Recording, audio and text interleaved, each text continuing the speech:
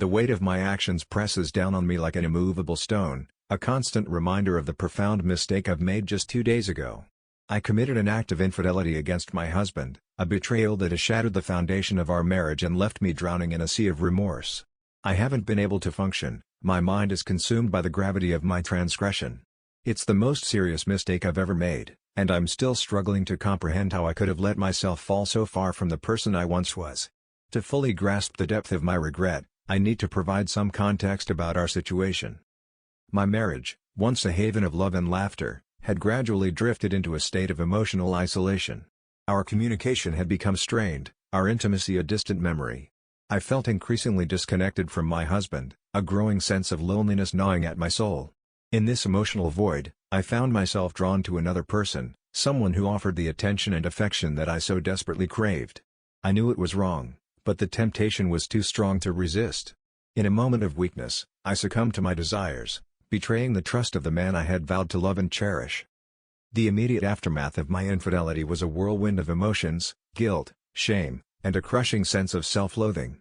I knew I had caused irreparable damage to my marriage, and I was filled with despair over the pain I had inflicted on my husband. I wanted to reach back in time and undo my actions, but it was too late. The days since have been a blur of tears and sleepless nights. I'm tormented by images of my husband's face, the hurt and betrayal etched in his eyes. I can't bear the thought of the pain I've caused him, the damage I've done to our relationship. I've lost the respect of the man I love, and I'm left to grapple with the consequences of my actions. I know that my remorse won't undo the past, but it's the only solace I can find in this moment of darkness. I'm determined to make amends, to do whatever it takes to earn back my husband's trust, even if it means spending the rest of my life proving my love and devotion. I've learned a hard lesson, one that I will never forget. Infidelity is not the answer to loneliness or dissatisfaction, it's a destructive path that leads only to pain and regret. I pray that my husband can find it in his heart to forgive me, to believe that I can be the woman he wants me to be. I know it will take time, but I'm willing to put in the work to do whatever it takes to rebuild our relationship. I've made a grave mistake, but I'm not giving up on our love. I believe that with time, healing, and unwavering commitment, we can find our way back to each other. Life for the past 15 years had settled into a comfortable rhythm.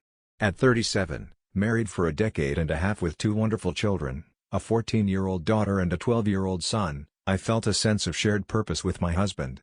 We were a team, both financially and emotionally, while he was the primary earner. I held a full-time job, contributing not just because he expected it, but because I believed in our partnership. That's why the weight of my recent actions felt so crushing, a constant dull ache in the pit of my stomach. My job, far removed from the world of spreadsheets and boardrooms, had a profound impact on me. Working at a rehabilitation center, I witnessed firsthand the devastating effects of addiction. From the homeless struggling to survive on the streets to those who seemingly had it all, addiction didn't discriminate. It was a monster that preyed on the vulnerable, regardless of their social standing. It was within these walls that I met him. I hesitate to call it an affair, for there were no grand declarations of love or stolen glances. It was a lapse in judgment, an impulsive act fueled by a strange fog that clouded my usual good sense. He was a former patient, 3 months out of treatment at 28. He was the picture of youthful confidence, his rugged charm and easy smile a stark contrast to the struggles etched on the faces of many who entered our facility. His wealth came not from his own efforts but from his affluent parents, who bankrupted his lifestyle. A bouncer on weekends, a driver during the week, he exuded a magnetism that was both unsettling and oddly flattering, a stark departure from the harmless flirtations I'd occasionally received from older patients seeking connection. His pursuit was relentless, chipping away at my defenses with a sincerity that felt genuine, even though I knew better. It's important to clarify that I wasn't his counselor, nor did I have any role in his treatment. My work was strictly administrative, ensuring the smooth running of the center. There were no ethical boundaries crossed, no lines blurred. But the memory of his boldness, the way he swaggered into our office and fixed me with his gaze, still sends a shiver down my spine. The past week has been a whirlwind of unexpected encounters and unsettling choices. Last week, at a place as ordinary as a gas station, fate intervened. There he was, a ghost from the past, looking healthier and more polished than the man I remembered. His apology for his previous overbearing behavior hung in the air, a stark contrast to his newfound confidence. We talked for a while, the conversation flowing easily, a spark of something familiar flickering between us. He asked for my number, ostensibly to stay in touch, and despite a nagging voice of reason, I found myself handing it over. Deep down, I knew this wasn't just about friendly conversation. Earlier this week the line I'd drawn in the sand, blurred. We met at his apartment. A seemingly innocent visit quickly took a turn. Regret washed over me the moment it was over, a bitter realization settling in my gut. I had a dental appointment scheduled later that day, conveniently close to home. The thought of returning to the office, just to turn around and head back to his place, was absurd, so I stayed. I knew it was wrong, a violation of the boundaries I'd set for myself, yet I found myself unable to stop the momentum. The lead-up was electric, a hypnotic trance that shattered the moment things became physical. Leaving his apartment, I made it clear this wasn't what I wanted, this wasn't who I was. He questioned our friendship, a concept I quickly debunked. There was no friendship, I said, there was nothing. The drive home was a blur of guilt and shame. Pulling into the city park, I sought solace in the anonymity of the public restroom. The running water was a desperate attempt to wash away the weight of my actions, the potential consequences, an unwanted pregnancy, a terrifying STD, sent a wave of panic crashing over me. Leaving the park, I found myself at a pharmacy. The helpful young pharmacist guided me discreetly through the purchase of a Plan B pill. Her assistance, though anonymous, was a small beacon of light in the darkness. Back in my car, the pill swallowed, I called him. His apology came first, followed by the confirmation, no STDs, he claimed, but the question lingered, when was his last test? 5 years, he mumbled, a time frame that did little to ease my anxieties. The past week, a series of impulsive decisions, has left me grappling with the consequences, a stark reminder of the importance of self-control and clear boundaries. The road ahead may be uncertain, but one thing is clear, I need to make smarter choices, choices that reflect the person I want to be. The phone conversation felt like a descent into a personal abyss. Pressing him further, the truth spilled out, multiple partners since our encounter, a number he couldn't even quantify, exceeding 5 at the very least. His revelation was a sucker punch, the air knocked out of my lungs as tears welled up and spilled over. He attempted justification, claiming to have used protection with his previous partners, though the uncertainty in his voice betrayed his words. Pass pillow, he mumbled, leaving me to decipher the implications of that vague explanation. Why, then, with me, had there been no protection? His answer, devoid of remorse, landed like a slap. You never asked, he said. The call ended abruptly, my finger trembling as I blocked his number. Tears streamed down my face as I slumped back in the car seat, the weight of his words and my actions pressing down on me. Arriving home, I moved on autopilot, clothes were ripped off and tossed into the washing machine, a desperate attempt to shed the physical evidence of my transgression. Dinner preparations followed, a mechanical routine as I awaited my family's return. My daughter's game, the usual routine with my husband and son in tow, sitting at the table, every glance towards them was a struggle. Guilt was a suffocating wave, threatening to pull me under. Each bite of food was a core. The night unfolded in a similar vein, the emotional turmoil intensifying. My son, perceptive as children can be, noticed my distress. "Are you crying?" he asked. His innocent gaze was a sharp reminder of the consequences of my actions. A light tumbled out, blaming watery eyes on the spring pollen. 2 nights of barely holding it together. The fear of another emotional breakdown was a constant companion. Initially, the thought of bearing the truth, of pretending nothing had happened, held a certain allure. But the deception gnawed at me, slowly eroding my sanity. Confession, however, presented a terrifying prospect. Our seemingly perfect marriage was a house of cards, ready to crumble. My children's respect potentially shattered, lost and desperate, I yearned for guidance. For someone who had walked this treacherous path before, what was the right course of action? What demons would be unleashed by confession? The opportunity arose unexpectedly on Friday evening. The kids were safely ensconced at the movies with friends. Taking a deep breath, I braced myself and confessed everything to my husband. Emotions, a torrent, unleashed, overwhelmed me as tears cascaded down my face. His response, however, defied my expectations. Heartbreak and devastation were surely present, but his outward expression remained stoic, a mask of controlled emotion. He rose from the table, his movements deliberate, and walked to the window, his gaze fixed on the world outside. Apologies tumbled from my lips, a desperate plea for him to acknowledge the pain I'd caused. His silence stretched on, agonizing minutes ticking by. Finally, he turned to face me. His voice was devoid of anger but laced with disappointment and protection. He asked a simple question that carried the weight of 1,000 accusations. Shame flushed through me as I confirmed our lack of judgment. A disapproving shake of his head was his only response. I attempted damage control, explaining the tests I'd taken, the results still pending. His demeanor remained composed yet firm. "You'll need to move to the spare room," he said, "for everyone's well-being, a safe distance." A physical manifestation of the chasm that had opened between us, the weight of his words settled on me, a harsh reality check. The path ahead was uncertain, shrouded in the fog of my own choices. Defeat washed over me as I readily agreed to my husband's suggestion. The words tumbled from my lips, a desperate torrent of apologies and self-loathing, but they seemed to vanish into the thin air. He countered with a plan, a fabricated illness for me, a convenient quarantine to explain the sudden distance he craved. His voice, devoid of emotion, laid out the details of this charade as he turned and retreated towards our bedroom. A primal fear coiled in my gut. I followed, pleading with him to break the silence, to unleash the storm of emotions I knew raged within. His response was a chilling calm, a firm but gentle refusal. He needed space, he claimed, time to process this betrayal in the quiet sanctuary of his own thoughts. My frantic questions were met with a weary sigh and a shake of his head. The bedroom door shut behind him with a soft click, leaving me adrift in a sea of uncertainty. The next 2 hours were a blur of tears and introspection. Curled up on the sofa, I wrestled with the weight of my actions, frantically searching for a path to redemption. By the time the happy chatter of our children's homecoming filled the air, a mask of composure had been plastered on my face. My husband emerged from the bedroom, a ghost of his usual self. He greeted the kids with forced cheer, the conversation flowing with animated recounts of their movie and a restaurant visit. He played the attentive father well, peppering them with questions, a performance that earned him a few stolen glances of admiration from me. Then the inevitable announcement, "Your mom has something to tell you," he said, his voice tinged with a sadness I couldn't decipher. I launched into my fabricated tale, weaving a story of a positive test result and the need for self-isolation. The kids, thankfully, took it in stride, distances were measured, hand-washing routines reviewed, the new normal of a fabricated illness established.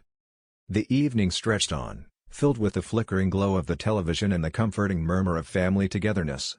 As midnight approached and we retreated to our separate bedrooms, a sliver of hope flickered within me. Perhaps, just perhaps, this charade could be a bridge back to normalcy. That hope was shattered before dawn. The clatter from the kitchen at 5 a.m. jolted me awake. There he sat, hunched over a cup of coffee, his gaze fixed on some unseen point in the distance. My greeting of good morning hung heavy in the air, unanswered. A tentative touch on his neck was met with chilling indifference. Silence stretched on, broken only by the rhythmic tapping of his finger on the table. Finally, I poured myself a cup of coffee. The bitter taste mirroring the bitter reality of our situation, I ventured, "What are you thinking?" My voice barely above a whisper, a vacant stare was my only reply. When I pressed further, inquiring about a conversation, his response landed like a physical blow. "There's nothing to say," he muttered, his voice flat and devoid of emotion. "I need to think," he continued, outlining a plan for shites normally with the children, a vow of silence between us until he deemed it appropriate to speak. My assurances of understanding and support were met with a blank stare. His emotional withdrawal, this baffling need for silence, nodded at me. What thoughts festered in his mind? Thoughts I couldn't share. This was a side of him I'd never encountered, a cold, calculating response that sent shivers down my spine. Was this a common reaction after betrayal? A question that echoed in the vast emptiness between us, a question that offered no solace in the face of his chilling detachment. Encouraged by the supportive responses to my previous update, I committed to respecting my husband's need for space. Our interactions were limited to essential conversations about the kids and polite greetings when our paths crossed. Things seemed to be on a fragile path to normalcy, punctuated by moments of strained silence. Then yesterday came, a glimmer of hope, a potential turning point. On my son's 13th birthday, his wish was a day at the amusement park. The four of us, a hesitant unit, navigated the unfamiliar terrain of our strained relationship. Yet, as the day unfolded, laughter filled the air. We rode roller coasters, the familiar thrill momentarily pushing aside the anxieties that clung to us. There were stolen glances between my husband and me, fleeting moments of connection amidst the screams and laughter. For a brief period, it felt like a return to a simpler time. The celebration continued into the evening with a delicious dinner at my son's favorite restaurant, capped off with a surprise ice cream cake. As I drifted off to sleep that night, a fragile sense of optimism took root. Perhaps, just perhaps, we could rebuild from the ashes of my betrayal. The next morning, that optimism shattered. My husband's greeting, a simple good morning, held the weight of 1,000 unspoken words. The coffee routine, once a shared ritual, felt charged as we sat down. The conversation turned, and his words hit me like a physical blow. "It was time," he said, "for you to come clean, to confess your actions to our children and your parents." My stomach lurched, a knot of dread tightening in my gut. I pleaded with him, suggesting we work through this together, a united front. But he was adamant, refusing to carry the weight of my secret any longer. He acknowledged my remorse, the sleepless nights, the constant worry, but his resolve was unwavering. I had to tell them today, and if I didn't, he would. The threat hung heavy in the air, a betrayal of a different kind. The support I craved, the reassurance of his presence, was denied. "This burden," he declared, "is yours to bear alone." His words stung, a fresh wound on top of the gaping hole my actions had created. The past few hours have been a blur of frantic activity, drafts of confession discarded and rewritten, each attempt feeling hollow, an inadequate expression of my remorse. Finally, I surrendered to honesty. The truth, however painful, was the only path forward. I would confess my actions, acknowledge their wrongness, and plead for forgiveness. There was nothing left but to face the consequences, a bitter harvest of my own sowing. On a brighter note, the test results arrived. Relief washed over me as I read the negative sign. A small victory, but a victory nonetheless. The clinic, however, advised a follow-up test in a month's time, a precaution due to the timing of the initial test. While a flicker of concern crossed my mind, they assured me they'd never had a positive result on a retest. The next hurdle loomed, my family. After sharing this news with them, I'll provide another update. The path ahead remains uncertain, but I'm determined to face it one heartfelt confession at a time. My heart swells with gratitude for the outpouring of prayers and support. As promised, I'm here with another update. Concern for their father, a united front of love and support. Sharing the truth has settled upon my shoulders. Sharing it with my children was an agonizing ordeal, their reactions, a mirror reflecting the fractured state of our family. Shock was our initial response, but beyond that, distinct paths diverged. My daughter, a tempest of emotions, her anger a raw wound, mirroring my own betrayal. She demanded the identity of this man, a target for her righteous fury, but I refused. He deserved no further space in our lives, his name, a toxic memory to be buried. Both children, however, found common ground in their concern for their father, forming a united front of love and support. Sharing the truth with my parents was no easier. Disappointment, a bitter pill to swallow, etched itself on their faces. Their support, though, has shifted direction. They've rallied around my husband, a silent rebuke to my actions. A single strained phone call is all I've shared with them since the revelation. Meanwhile, my husband basks in their support. Their conversations are a constant reminder of the life I've fractured. He deserves their love, a wonderful man caught in the crossfire of my choices. My husband, a fortress of stoicism, gratitude for my honesty, a flicker of recognition, but the emotional temperature remains unchanged. The future stretches before us, an uncertain path shrouded in the fog of distrust. For now, I can only strive to be the best wife and mother I can be. Small acts of kindness, a silent plea for forgiveness. The kitchen, my sanctuary, becomes a battlefield of love. Each meal, a carefully crafted peace offering, a chance for connection amidst the silence. These shared moments, precious islands of normality in a sea of turmoil, are a lifeline I cling to. The support network I found online has been a beacon of hope in the darkness. You, the silent companions on this arduous journey, have offered solace and strength. But as I mentioned before, the path took an unexpected turn 2 Saturdays ago. My husband, with his gaze heavy with emotion, sat me down and uttered the word that shattered the fragile hope I clung to: divorce. He spoke of his valiant attempts to move forward, but the weight of my actions proved too much to bear. A constant mental strain, a slow-burning fire that had begun to consume his health. A recent doctor's visit revealed alarmingly high blood pressure, a physical manifestation of his emotional turmoil. Guilt washed over me like a tidal wave of regret for the pain I'd inflicted. But intertwined with it was a flicker of something unexpected: relief. The revelation of his health struggles was a testament to the shattered trust between us. Our marriage, a house of cards, finally collapsing under the weight of my betrayal. Tears streamed down my face as I pledged my unwavering support, desperate to avoid causing him further pain. An amicable divorce was his stated goal, fairness and the well-being of our children his priority. I readily agreed, a hollow echo in the cavernous emptiness of my heart. But even as I voiced my assent, a new question arose, a silent plea that echoed in the space between us. Could the love we once shared, the foundation of our family, be rebuilt from the ashes of my betrayal? The answer, like the future, remained shrouded in uncertainty. The air crackled with unspoken tension as I declared my unwavering commitment to saving our marriage. My husband's response was unexpected, a gentle smile, a flicker of warmth in his eyes. Seizing the opportunity, I wrapped my arms around him, a silent plea for a chance to rebuild. The following weeks were a blur of activity, logistics, legalities, the daunting task of informing our families. Breaking the news to the kids was the hardest part. Tears streamed down their faces, a storm of emotions, anger, confusion, a sense of betrayal, all directed at me, the architect of this domestic earthquake.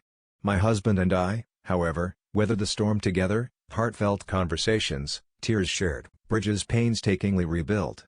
By the end, the sobs had subsided, replaced by tentative hugs, a fragile unity. Our parents, however, were a different story. Both sets united in their disapproval, implored us to reconsider. My mother, particularly, became a relentless advocate for reconciliation, urging therapy as a potential panacea. Her pleas fell on deaf ears. My husband, resolute in his decision, adamantly refused. He bore no fault in this, he declared, and therapy therefore held no appeal. The situation reached a boiling point, forcing me to intervene with gentle but firm words. I requested our parents respect our autonomy. This was our journey, ours to navigate. Any outside interference would only muddy the waters. This, then, was our reality, a path not of our choosing, yet perhaps a reflection of the consequences I deserved. The irony, however, was undeniable. Since embracing the idea of divorce, a curious shift had occurred. Conversations once shallow and strained now flowed with a newfound depth. My husband seemed relaxed and surprisingly open, seemed to relish these exchanges. Unconventional, yes, but perhaps this was the catalyst we needed, the push that would ultimately propel us closer. Divorce, the very notion that had threatened to tear us apart, might just be the bridge that led us back to each other. His liberation, a strange consequence, free from the constraints of an unhappy marriage, seemed to make him lighter, a weight lifted from his shoulders. His blood pressure returned to a healthy range, medication gradually reduced, relief washed over me, a wave of bittersweet joy. Despite my preference for a salvaged marriage, a glimmer of hope emerged. Perhaps this detour was necessary, a chance to pave the path back to each other. I kept my expectations in check, a cautious optimist, clinging to a fervent prayer that somehow, against all odds, this unconventional journey would culminate in a positive outcome for our family. And so, last week, our divorce was finalized. The legal process was swift and efficient, concluded in a mere 5 months. All matters were settled on that single day. A bittersweet chapter closed, and a new one waited to be written. The future remained uncertain, but a spark of hope flickered within me, a testament to the enduring power of love and the resilience of the human spirit. A part of me yearned to stretch out the inevitable, to buy more time to convince my husband to reconsider. Fate, however, had other plans. For now, we remained under the same roof, a family unit in a state of flux. This temporary arrangement, a compromise until the end of the school year, was designed to minimize disruption for the kids. Beyond that, the house would be put on the market. A quick sale was almost guaranteed. These next few months promised to be a tightrope walk, a delicate balance between practicality and lingering hope. Ideally, our cohabitation would extend until our son graduated high school, but that, like much else, remained to be seen. The legalities had been settled, a fair division of assets, child support, a modest sum that would supplement my income, and alimony, a 2-year lifeline that would kick in once the house was sold. A cynical part of me saw this as a potential financial incentive for my husband to prolong our current arrangement, but the ultimate decision, I knew, rested solely with him. The irony of our situation continued to baffle me. Our interactions, devoid of intimacy, yet surprisingly harmonious, mirrored a comfortable married couple. A strong camaraderie remained the foundation for our exceptional co-parenting. Meals were shared, family activities undertaken, yet a crucial piece of the puzzle was missing, the intimacy I desperately craved. This apparent contradiction fueled a constant question: why the rush to finalize the divorce while clinging to a semblance of our family unit? Answers remained elusive, and I yearned for someone to shed light on this perplexing situation. For now, I focused on the present, determined to excel in my new role, the best ex-wife and co-parent possible. Perhaps with time, my efforts would be recognized. Perhaps my former husband might see the value in this dedication, a seed planted that might blossom into a second chance down the road. But that was a story for another day. Life, in all its complexity, unfolded before me, a series of unexpected turns. Taking a deep breath, I steeled myself for the next chapter. The future shimmered with uncertainty, yet held perhaps a glimmer of hope. The seeds of doubt were sown during a business trip in October. A trusted friend, privy to whispers and late-night rendezvous, dropped a bombshell. My wife, the woman I'd pledged my life to, was spending an inordinate amount of time with a particular man. I vaguely recognized him, a casual acquaintance in my wife's social circle. Disquiet nodded at me, but I kept my suspicions under wraps, returning home a day early. I was met with a chilling indifference. My wife, usually exuberant upon my arrival, appeared distant. Her usual spark extinguished, the night deepened, and she retreated to the bedroom, leaving me with a gnawing unease and a question that demanded an answer. While she slept, I succumbed to a temptation I'd previously resisted, a peek into her phone, a portal to a world I wasn't meant to see. Spouses who become increasingly possessive of their phones, even during sleep or the mundane act of showering, often have something to hide. This unspoken truth fueled my actions. I discovered the man's name, a cold weight settling in my gut as I accessed deleted text messages, a digital record of stolen moments and whispered secrets. Their frequency was staggering, over 20 exchanges a day, a virtual lifeline that transcended physical boundaries. Confronted with my wife, she presented a carefully constructed facade of innocence. They were just friends, she insisted. The deleted messages were a mere precaution to avoid misunderstandings. Yet, doubt, once a whisper of smoke, grew into a consuming inferno. My days were consumed by a relentless need for answers. Her phone became an extension of myself, a digital leash that offered a false sense of control. The constant monitoring became unbearable, the strain pushing me to my limits. Finally, a line was drawn in the sand. I demanded she sever all ties, my voice laced with a desperation I couldn't mask. Seeking a more civilized approach, I even met with the man, a plea for sanity and respect for our marriage. He readily agreed, leaving me with a flicker of hope. However, beneath the surface, resentment festered within my wife. She saw my actions as an intrusion on an innocent friendship, a betrayal of trust. The texting, though seemingly discontinued, morphed into a clandestine affair conducted on social media. Her data usage skyrocketed, her phone a constant companion, a barrier between us. My suspicions, though dismissed, refused to be quelled. Pushing these concerns aside, I doubled down on my efforts to be the husband and father I always envisioned. Active listening replaced a distracted silence. I became a participant in the daily routines of our children, a shoulder to cry on, a partner in play. Financial anxieties, once a source of tension, were pushed to the back burner. Household chores, traditionally her domain, were tackled head-on. Laundry for our children became my responsibility, a small act with symbolic significance. I nurtured her passions, actively encouraging her love for horses. The horse I bought her stood beside a dream job I helped her find, a career in the equine industry, a path to self-worth and social interaction. Today, January 15th, found us celebrating her brother's birthday. A lively gathering of cousins and friends filled the restaurant with laughter. The meal was delectable, a test to the chef's skill. As the evening unfolded, a shift occurred. The group, my wife included, migrated to a nearby bar, leaving me at the table, adrift in a sea of unease. The warmth of the celebration had dissipated, replaced by a chilling premonition. What secrets awaited me in the shadows of that bar? Were they echoes of a friendship rekindled or whispers of something more? Only time, and perhaps the walls of that bar, would reveal the truth. The festive atmosphere curdled as the group, my wife included, migrated to a nearby bar. Left alone with a distant cousin, I felt a prickle of unease crawl up my spine. The merriment had evaporated, replaced by a chilling premonition. Just then, the restaurant manager appeared, his hand outstretched, clutching a familiar device, my wife's phone. "Does this belong to you?" he inquired, his words laced with a subtle curiosity. Bewilderment morphed into shock as I unlocked the phone, revealing an open Facebook app. My gaze fell upon a series of messages, a digital tapestry woven with betrayal. Each sentence was a fresh wound, a testament to the depth of my wife's affection for someone else. Words of love flowed freely, laced with a longing that hollowed me out. The scent of another man lingered on her jacket, a phantom presence that reeked of intimacy. "You're my one and only," the message declared, a cruel mockery of our vows. As I scrolled further, the content became increasingly graphic, a brutal assault on my emotions. Unable to stomach the details, I relinquished the phone to my wife's cousin. Her gasp echoed my own horror. Confrontation was inevitable. Under my questioning, she admitted to developing feelings for this man, yet vehemently denied any physical intimacy. 2 stolen kisses, that was her story, a narrative that rang hollow in my ears. While a part of me doubted the extent of their closeness, I chose not to voice this suspicion. Instead, she leveled a different accusation: years of neglect on my part. This revelation shattered the world I had meticulously constructed. Betrayal, rage, and an annoying sense of foolishness nodded at me. Divorce, a once unthinkable option, now loomed large, a dark cloud obscuring the future. Yet, the thought of remaining married to a woman whose heart belonged elsewhere was equally unbearable.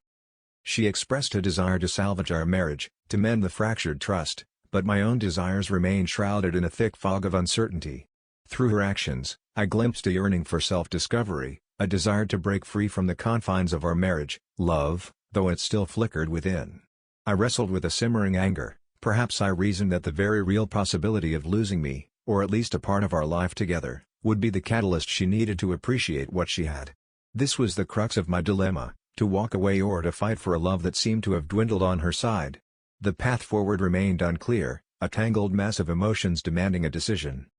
An update, then, for those who offered invaluable advice in the darkest hour. Following your suggestions, I sought legal counsel.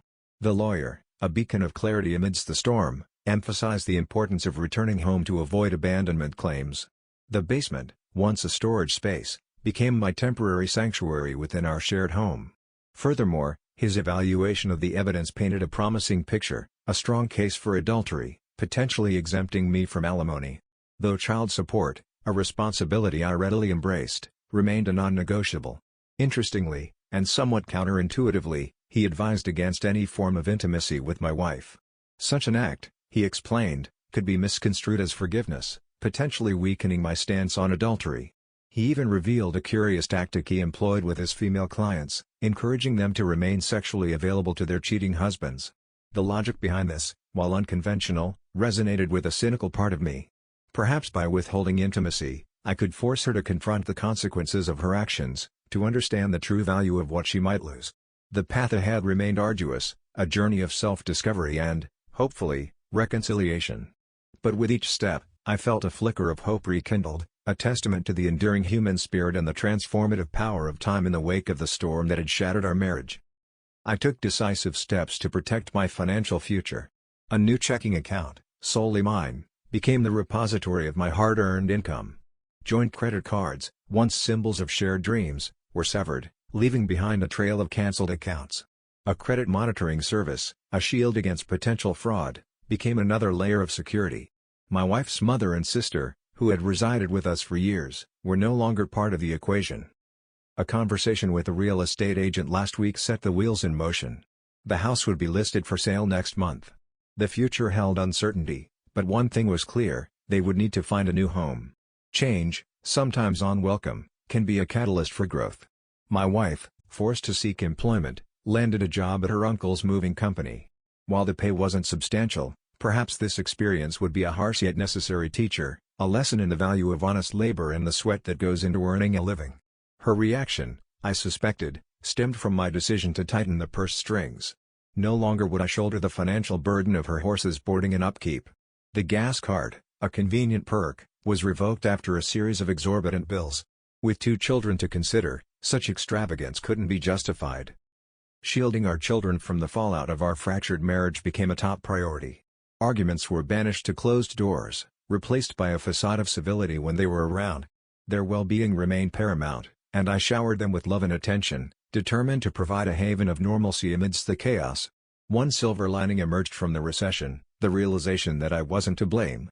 Taking responsibility for my actions was a weight lifted, replaced by a newfound sense of agency. Proactive steps were being taken, and the path forward slowly took shape. 8 months had passed, a whirlwind of emotion swirling around me. Depression, a dark shroud, descended, stealing my energy and motivation. Work became a struggle, getting out of bed was an insurmountable feat on some days. The pain was a constant companion, mingling with a simmering anger that refused to dissipate. Initially fueled by a need for retribution, I contemplated making her suffer the consequences of her actions. Child support, exceeding the legally mandated amount, was agreed upon at the time. It felt like the right thing to do, a misplaced attempt at appeasement. The lawyer meticulously crafted a settlement agreement, outlining her monthly entitlements. A rental house, located some 45 minutes away, became her new address. Proximity to decent schools made it a seemingly suitable location for our daughters. Understanding her financial limitations, I believed it was a fair compromise. One stipulation within the agreement, a standard clause echoing state regulations, mandated that no overnight guests of the opposite sex could be present when the children were around. This applied equally to both of us. However, in the first week after her move, before the ink on the settlement agreement had dried, her boyfriend became a frequent overnight visitor. To add insult to injury, she attempted to enlist the girls in a web of deceit, a betrayal that cut me deeply.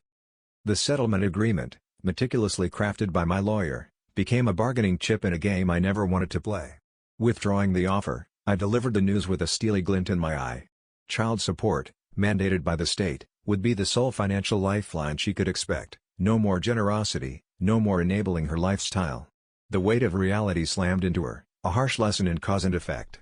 The initial weeks were a scramble for her. Making ends meet became a constant struggle, a stark contrast to the life she'd grown accustomed to. Let me be clear, the girls remained my top priority. Their needs, food, clothing, toys, and a sprinkle of extras, were never in question. However, the flow of money bypassed her completely, a direct line from my pocket to theirs. Job hunting, a supposed priority, seemed to have stalled. Frankly, her financial woes were no longer my concern. The consequences of her actions were a bitter pill she now had to swallow. Meanwhile, a transformative chapter unfolded in my own life. CrossFit, a grueling fitness regime, became my sanctuary. Sweat and determination sculpted my body, each session a step towards a stronger, fitter me. The results were undeniable, the best shape of my life, a surge of confidence, and a newfound sense of well-being. The darkness that had engulfed me began to recede, replaced by a glimmer of hope. Then, serendipity intervened. An amazing woman entered my orbit, a stark contrast to my ex in every way. Intelligence, drive, and a captivating personality were just a few of her many attributes. The rapport we shared blossomed effortlessly. Let me emphasize this: cautious optimism, not reckless abandon, guided my actions. I made my situation, past and present, crystal clear. She, in turn, understood and embraced it. This connection, a beacon in the storm, became a source of comfort, intimacy, and shared experiences. My spirit soared. The negativity of the past was replaced by the promise of a brighter future. Forgiveness, however, remained elusive. A bridge yet to be built, it seemed. However, for the sake of our children, a new dynamic emerged. Communication, once strained as it was, became a necessity. The focus always unwavering remained on her daughter's well-being. Reconciliation, a fantasy shattered by betrayal, was never an option. Yet, a grudging civility, a truce for the sake of the little ones, took root. The journey had been arduous, a roller coaster of emotions that threatened to derail me. But from the ashes of heartbreak, a stronger, more resilient version of myself emerged. Life, once shrouded in darkness, now shimmered with the promise of happiness. The road ahead, while unpredictable, held the possibility of love, laughter, and a future brighter than I could have ever imagined. The scars of betrayal run deep, a constant reminder of the trust shattered. While reconciliation remains an impossibility, a semblance of civility, a fragile bridge between us, has taken shape. Friendship, in its truest form, is a distant echo, a casualty of her actions. Coexisting is a delicate dance of unspoken rules and carefully navigated boundaries. This is the reality we now face. Certain memories, like stubborn weeds, refuse to be uprooted. The specter of her infidelity, a constant companion, casts a long shadow over our interactions. The man who played a role in her betrayal remains a persona non grata. His existence and affront to my dignity are unacceptable. I've made my stance clear: his presence, even in the periphery of my life, is unacceptable. A chance encounter, a fleeting glimpse, would be a wound reopened, a reminder of the pain that still lingers. Our paths, for the sake of my sanity and self-respect, must remain diverged. The future, an uncharted territory, holds a mix of trepidation and a glimmer of hope. While trust, once a cornerstone of our relationship, may never be fully restored, a grudging acceptance of our shared past is emerging. The wounds of betrayal may never fully heal, but perhaps with time, they will become less raw, less debilitating. For now, I focus on the present, navigating the delicate balance of coexistence, one day at a time. The path ahead may be uncertain, but I face it with a newfound determination to rebuild my life, to reclaim my happiness, and to emerge stronger, wiser, and more resilient from the ashes of heartbreak.